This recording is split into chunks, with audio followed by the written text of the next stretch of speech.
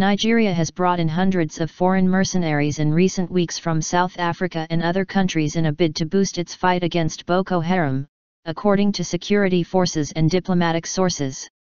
The reported presence of foreign fighters, equipped with heavy weaponry, attack helicopters, and armored vehicles, adds to the already broad array of forces, including soldiers from Chad, Niger, Cameroon, and Benin in the conflict against Boko Haram.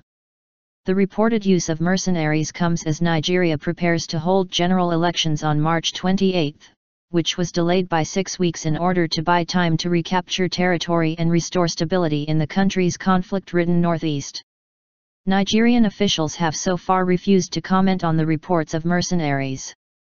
In an interview with Voice of America late on Wednesday, Nigerian President Goodluck Jonathan said 2 companies were providing trainers and technicians to help Nigerian forces, without providing more details.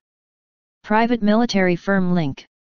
But a West African security source and a South African defense source said the foreign troops were linked to the bosses of former South African private military firm Executive Outcomes, according to the Reuters news agency.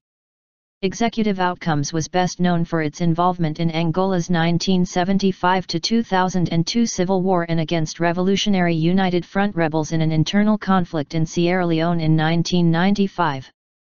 The West African security source said several hundred foreigners were involved in running major offensive operations against Boko Haram, and were being paid around $400 a day in cash. Their impact on the fighting so far could not be quantified, but the general run of the campaign has seen the tide turn somewhat against Boko Haram in recent weeks. Desperate ploy. Separately, a South African defense contractor confirmed to Reuters that ex-Executive Outcomes leaders were involved in the deployment.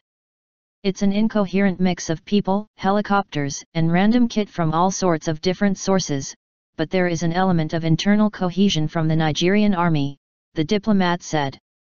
It appears to be a desperate ploy to get some sort of tactical success up there in 6 weeks for the electoral boost, the diplomat added. The numbers of soldiers involved were in the low hundreds, the diplomat added. After reports of South African military trainers first surfaced in the Afrikaans language Beeld newspaper in January, Defense Minister Nosiviwe Mapisa-Nkakula made clear her displeasure, saying any deployment would be illegal under 1998 anti-mercenary laws.